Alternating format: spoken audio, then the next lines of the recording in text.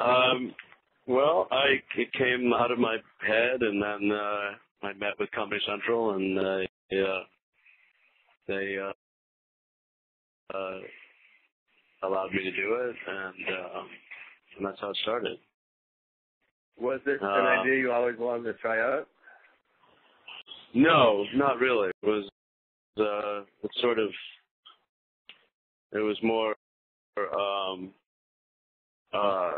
It came about a little slower than that.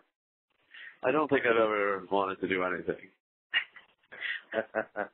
but I liked. I brought Comedy Central a bunch of short pieces I'd done, and sort of got born out of them seeing those, and then so they got the ball rolling. They got the ball rolling for me. I see. And who's they didn't force me to do it, but they were like, please do something, Right. They were begging you for more material. So. No, they were like, just work a little bit. So you're saying they think you're lazy, is that it? No, they sort of compelled me to come up with a better idea for a show than what I brought them.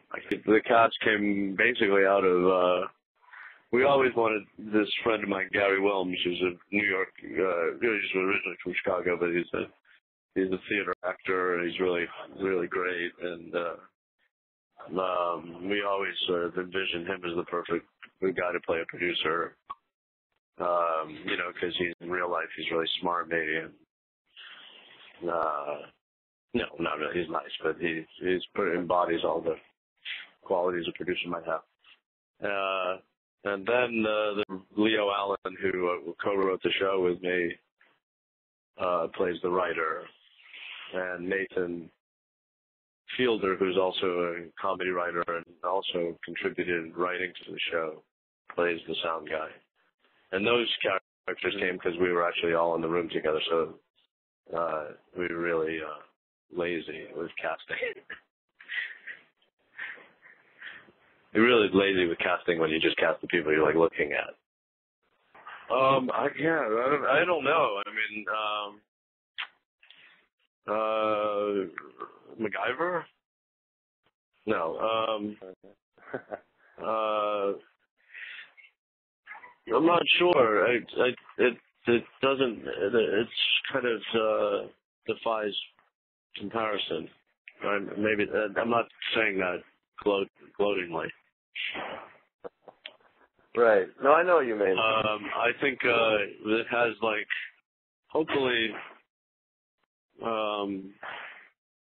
Hopefully it's its own thing. I mean, I think we had some influences, but a lot of those were very subtle influences. Mhm. I mean, I think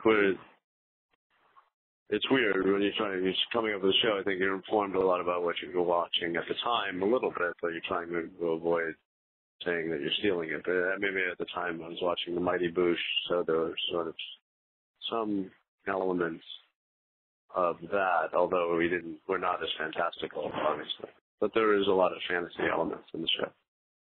I see. Okay. So that would be the most honest response. Yeah. Although it kind of backfires because they always oh man, look at you. I wanted something more and more attractive. So, yeah, sometimes recognition can be a bad thing.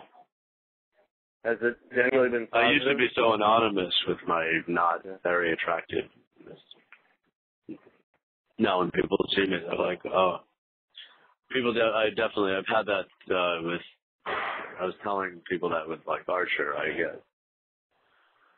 When they find out that I do this voice of that guy who's very handsome, it's always a huge disappointment when they see the guy sounding like that. They're looking at me